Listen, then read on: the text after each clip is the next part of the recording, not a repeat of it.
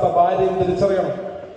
എന്ന് പറഞ്ഞാൽ ജോലി കഴിഞ്ഞ് ഭർത്താവ് ക്ഷീണിതനായിട്ട് വരികയാണെങ്കിൽ ആ അവസ്ഥയിൽ തങ്ങളുടെ ഒരു ദിവസത്തെ മുഴുവൻ പരാതിയും പരിഭവങ്ങളും തുറന്നു വയ്ക്കാൻ ഒരിക്കലും ഭാര്യ അവസരം കണ്ടെത്തരുത്. ആ സമയത്തല്ല അതൊന്നും പറയേണ്ടത്. അതിനൊക്കെ നല്ല രീതിയിൽ ശാന്തമായ സമാധാനപരമായ അന്തരീക്ഷം കണ്ടെത്തി അതിനൊക്കെ പറ്റിയ അവസ്ഥ ഉണ്ടാക്കി ഭർത്താവിന് ജോലിയുടെ ക്ഷീണവും മറ്റൊക്കെ മാറിയെന്ന് ഉറപ്പായി അയാൾ നല്ല സന്തോഷവാനായി തീർന്നു, അല്ലെങ്കിൽ പറയാൻ പറ്റിയൊരു അവസ്ഥയായി എന്ന് മനസ്സിലാക്കിയാൽ അവിടെ മാത്രമേ പറയാൻ പാടുള്ളൂ. ഇല്ലെങ്കിൽ അത് ദാമ്പത്യത്തിന്റെ കടക്കൽ കത്തിവെക്കുന്ന സ്വഭാവമാണ്.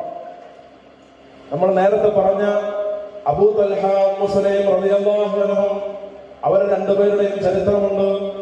അബൂ തൽഹ റളിയല്ലാഹു അൻഹു അവരുടെ ദാമ്പത്യത്തിൽ അവർക്കൊരു കുട്ടി ഉണ്ടായിരുന്നു.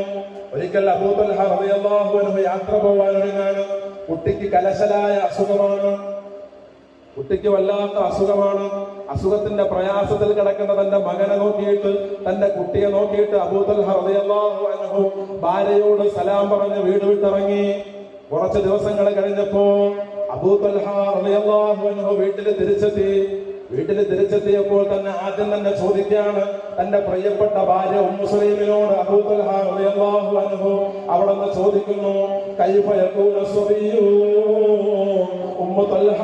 ഉമ്മു സുലൈം, ഞാനിവിടെ നിന്ന് പോകുമ്പോഴോ അസുഖബാധിതനായിരുന്നു നമ്മുടെ കുട്ടിയുടെ അവസ്ഥ ഇപ്പോൾ എങ്ങനെയുണ്ട്, നമ്മുടെ കുട്ടിക്ക് എങ്ങനെയുണ്ട് ഉമ്മു സുലൈം?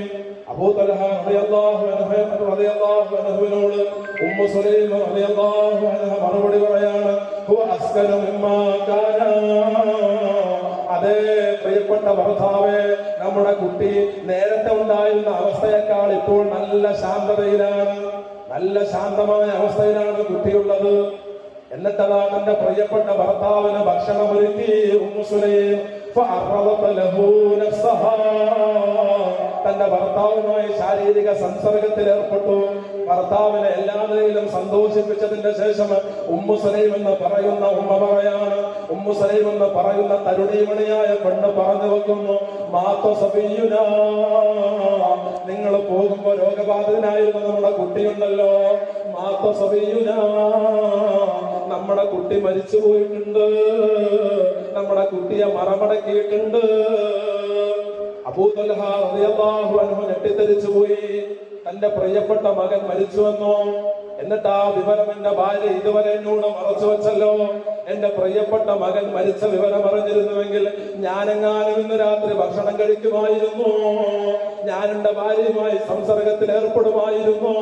നീ ചെയ്തത് വല്ലാത്ത പാതകമാണെന്ന് പറഞ്ഞിട്ട് ഹദറത്ത് റസൂലുള്ളാഹി